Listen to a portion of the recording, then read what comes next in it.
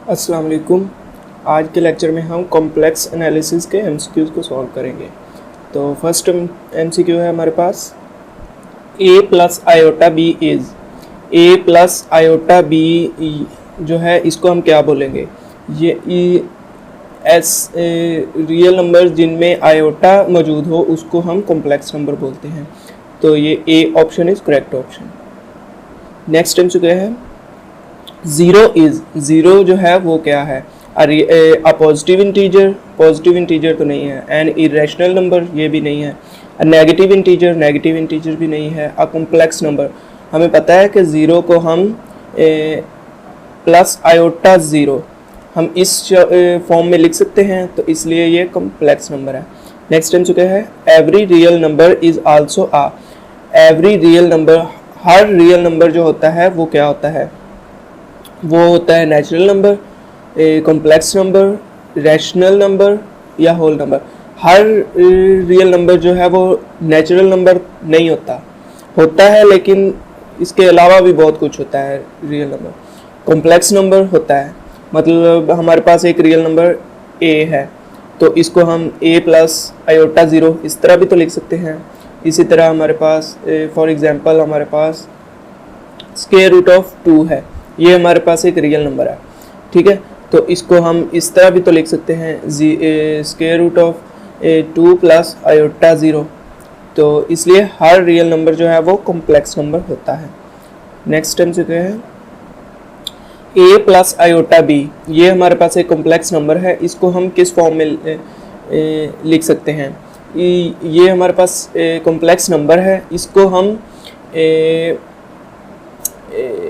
Pair की form में भी लिख सकते हैं। मतलब ये हमारे पास कॉम्प्लेक्स नंबर का ये a जो है वो रियल पार्ट है एंड b जो है वो इमेजिनरी पार्ट है। तो इन दोनों को हम पेयर की फॉर्म में लिख सकते हैं, मतलब एक ब्रैकेट के अंदर कॉमा लगा के दोनों के दरमियान हम लिख सकते हैं। तो ये डी वाला option is correct option. Next fifth MCQ है कि a माइनस आयोटा b, इसमें हमारे पास a जो है वो रियल पार्ट है एंड माइनस b जो है वो इमेजिनरी पार्ट है। तो इन दोनों को हम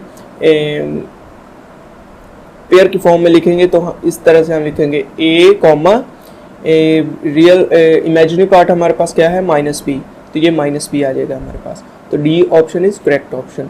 नेक्स्ट एमसीक्यू है हमारे पास कि a minus iota b, a minus iota b है हमारे पास और इसके ऊपर एक बार है, इस बार को हम कॉन्जुगेट बोलते हैं।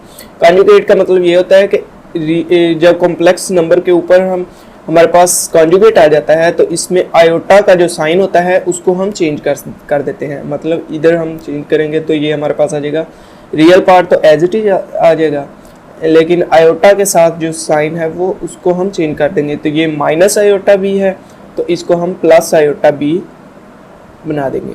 तो ए वाला option is correct option. Next time जो है हमारे पास कि आयोटा का स्क्वायर जो है वो किसके इक्वल है? ये आपने याद रखना है कि आयोटा का स्क्वायर जो होता है वो हमेशा -1 के ही इक्वल होता है। तो ये ए वाला ऑप्शन करेक्ट ऑप्शन है।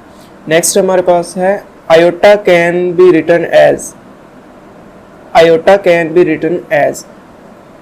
तो आयोटा जो है वो एक कॉम्प्लेक्स नंबर है तो इसको हम इस तरह से भी लिख सकते हैं।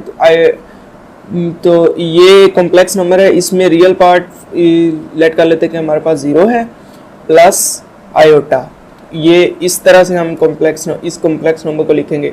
तो इसको जब हम पेयर की फॉर्म में लिखेंगे तो पेयर फॉर्म में आएगा हमारे पास रियल पार्ट होता है 0 कॉमा एंड इसमें इमेजिनरी पार्ट आयोटा है और इसके साथ 1 है, तो इसमें इमेजिनरी पार्ट 1 आ जाएगा। तो 0 1 is correct option and B option correct option है। नेक्स्ट हमारे पास एमसीक्यू है कि iota square is equal to, ये हमें पता है कि -1 के इक्वल होता है। तो इसको जब हम लिखेंगे कॉम्प्लेक्स फॉर्म में तो ये आ जाएगा -1 प्लस आयोटा 0, ठीक है, इस तरह से लिखेंगे। और जब इसको पेयर फॉर्म में लिखेंगे तो ये आ जाएगा हमारे पास -1 कॉमा 0, क्योंकि इमेजिनरी पार्ट के साथ 0 है। तो ये वाला ऑप्शन डी वाला ऑप्शन जो है वो करेक्ट ऑप्शन है। नेक्स्ट टाइम चुके हैं हमारे पास the real part of a complex number a plus iota b is, ये हमारे पास एक कॉम्प्लेक्स नंबर है a प्लस आयोटा b, इसमें हमने रियल पार्ट बताना है, तो इसमें रियल पार्ट a है, तो c वाला ऑप्शन करेक्ट ऑप्शन। जैसे कि मैंने शुरू में भी बताया था कि हर कॉम्प्लेक्स नंबर में एक हमारे पास रियल नंबर होता है, रियल पार्ट होता है, और एक जो है वो इमेजिनरी पार्ट होता है। नेक्स्ट MCQ है कि the imaginary part of a complex number a plus iota b is, हमारे पास एक कॉम्प्लेक्स नंबर है a प्लस आयोटा b, इसमें हमने इमेजिनरी पार्ट बताना है, तो इसमें b इज इमेजिनरी पार्ट, तो a option is correct option. Next MCQ है any real number a is equal to, हमारे पास एक रियल नंबर a है, तो इसको भी हम जिस तरह से हमने शुरू में बताया था, तो इसको हम कॉम्प्लेक्स फॉर्म में लिखेंगे a प्लस आयोटा 0, तो इसको जब पेयर फॉर्म में लिखेंगे तो ये आ जाएगा 0 comma sorry real number, real part इसमें a है, a कॉमा इमेजिनरी पार्ट 0 है, तो ये a कॉमा 0 आ जाएगा, तो c option is correct option. Next MCQ है a comma b dot c comma d, मतलब हमारे पास दो हैं हमारे पास कॉम्प्लेक्स नंबर और वो मल्टीप्लाई हो रहे हैं, a प्लस आयोटा b है हमारे पास, एंड डॉट हमारे पास नेक्स्ट क्या है c प्लस आयोटा d। अब इसको हम मल्टीप्लाई करें तो ये आ जाएगा, a को c से मल्टीप्लाई करेंगे तो ये ac आ जाएगा, a को आयोटा d के साथ मल्टीप्लाई करेंगे तो ये हमारे पास आ जाएगा आयोटा ad, एंड उसके बाद आयोटा b को हम c के साथ मल्टीप्लाई करेंगे तो ये आ जाएगा प्लस आयोटा bc, और उसके बाद जब हम आयोटा b को आयोटा d के साथ मल्टीप्लाई करेंगे तो ये आ जाएगा हमारे पास plus iota square bd।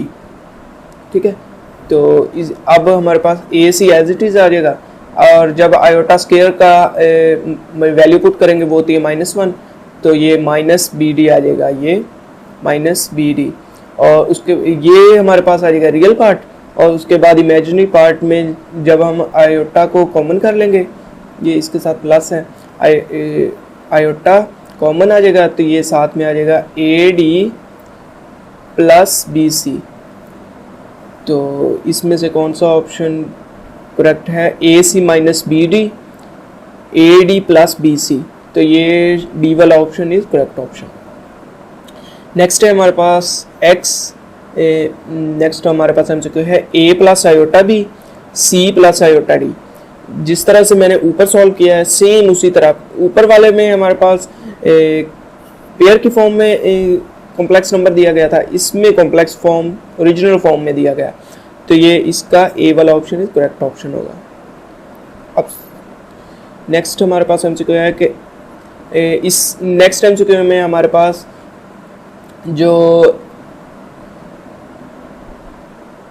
Next MCQ में हमारे पास जो कॉम्प्लेक्स नंबर हैं वो पेयर की फॉर्म में दिए गए हैं, A B plus C D, तो इन दोनों को मल्टीप्लाई प्लस करना है, पिछले में हमने मल्टीप्लाई किया था, इनमें इसमें हमने प्लस करना है, तो ये रियल पार्ट में प्लस ऐड हो जाएगा और इमेजिनरी पार्ट में ऐड हो जाएगा, तो ये इसका आ जाएगा हमारे पास answer A plus C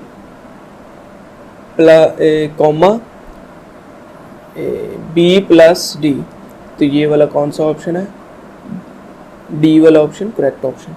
next हमारे पास है A plus iota B plus C plus iota D, same उसी तरह इस MCQ में हमारे पास जो कॉम्प्लेक्स नंबर्स हैं वो ओरिजिनल फॉर्म में दिए गए हैं, लेकिन ऊपर वाले MCQs में हमारे पास जो कॉम्प्लेक्स नंबर्स थे वो पेयर की फॉर्म में दिए गए थे, तो ये बी वाला ऑप्शन करेक्ट ऑप्शन है।